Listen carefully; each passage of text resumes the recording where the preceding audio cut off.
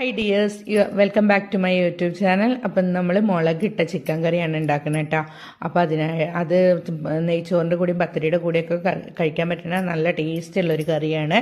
അപ്പോൾ അതിനായിട്ട് ഞാനൊരു പാന് വെച്ചിട്ട് അതിലേക്ക് ഉലുവയും പെരിഞ്ജീരകവും ഇട്ടിട്ട് അത് പൊട്ടി വരുമ്പോൾ നമുക്ക് അതിലേക്ക് കുറച്ച് ഏലക്കായ, പട്ട, ഗ്രാമ്പൂ ഇതൊക്കെ ഇട്ട് കൊടുക്കാം. അതിനുശേഷം അത് മൂത്ത് വരുമ്പോൾ അതിലേക്ക് നമുക്ക് ഇഞ്ചി, വെളുത്തുള്ളി, പച്ചമുളക്, ചെറിയുള്ളിയൊക്കെ കൂടി ചതച്ചതിട്ട് കൊടുത്ത് മൂപ്പിച്ച് കൊടുക്കാം. അത് മൂത്ത് വരുമ്പോൾ നമുക്ക് സവാളയും തക്കാളി ഇട്ട് കൊടുക്കാം. അപ്പോൾ ഈ കറിക്ക് സവാളയിനേക്കാളും കുറച്ചും കൂടി അധികം തക്കാളി വേണം കേട്ടോ, അപ്പോഴാണ് അതിന് ടേസ്റ്റ് ഉണ്ടാവുക. അപ്പോൾ അത് നല്ല മൂത്ത് വരാൻ വേണ്ടിയിട്ട് കുറച്ച് ഉപ്പ് ഇട്ടിട്ട് നമുക്ക് വഴറ്റി കൊടുക്കാം. അത് വഴന്ന് വരുമ്പോൾ നമുക്കതിലേക്ക് പൊടികൾ ചേർത്ത് കൊടുക്കാം.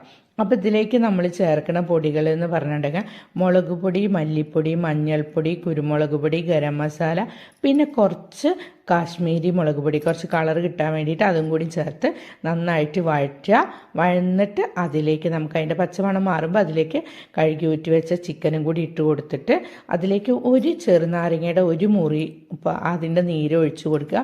പാകത്തിന് ഉപ്പും ചേർത്ത് നന്നായിട്ട് മിക്സ് ചെയ്തിട്ട് നമുക്ക് അടച്ച് വെക്കുക. ഇപ്പോൾ അതിലേക്ക് വെള്ളമൊന്നും ഒഴിക്കണ്ട കേട്ടോ. അടച്ച് വെച്ചിട്ട് കുറച്ച് കഴിയുമ്പോൾ നമ്മൾ തുറന്ന് നോക്കാം.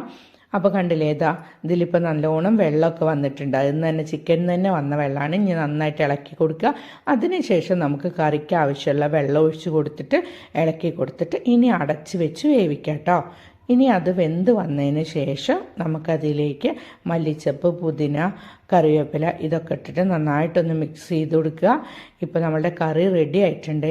ഇനി അതിലേക്ക് നമുക്ക് കുറച്ച് വെളിച്ചെണ്ണ കൂടി അതിൻ്റെ മുകളിലേക്കൊന്ന് ഒഴിച്ച് കൊടുക്കാം. കറി റെഡി. അപ്പോൾ എല്ലാവരും ഒന്ന് ലൈക്ക് ചെയ്യുക.